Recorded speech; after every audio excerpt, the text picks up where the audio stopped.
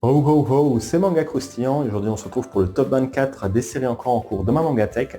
Et à la cinquième place, alors peut-être surprendre certains, mais ça va être Dan Dan Dan, une série encore en cours avec 21 tomes au Japon et 20 tomes en France, qui était, je crois, la première série chez Crunchyroll, première série qui a été publiée sous le label Crunchyroll et qui était très attendue, très attendue. Je sais que pas mal de gens l'attendaient un petit peu. Ça a peut-être fait débat au niveau des premiers chapitres, et même moi, je vous avoue que au début du tome, je me suis vraiment encore embarqué, mais plus on avance, plus ça part dans les trucs un peu what the fuck et très surnaturel. Et je trouve que c'est un peu difficile à expliquer un peu ce que c'est. Pour vite présenter le truc à la rigueur, c'est en gros Momo et Okarun. Momo qui est un garçon qui croit aux extraterrestres et Momo qui est une fille qui croit aux yokai. Ils vont essayer tous les deux de se lancer un petit défi pour que l'autre puisse croire exactement. Ils croient que l'autre a des...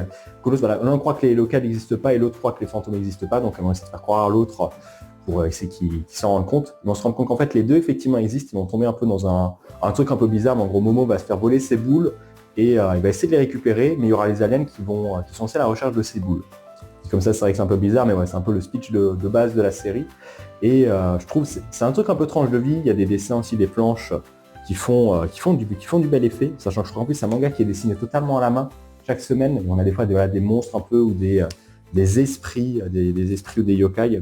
On n'a pas d'autres trucs un peu là derrière. Ouais, à la rigueur, un peu sous la couverture, on a encore l'un des yokai par exemple ici.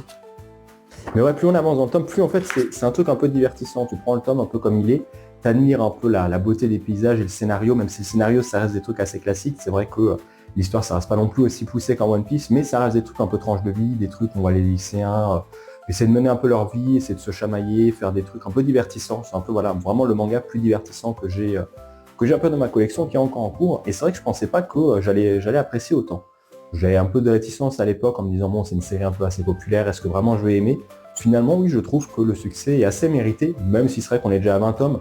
Ça fait peut-être un peu beaucoup, il y a des tomes qui m'ont surpris, qui ont des fois des choses intéressantes à raconter, mais c'est vrai qu'il y a peut-être certaines phases des fois qui mériteraient d'être un peu plus approfondies.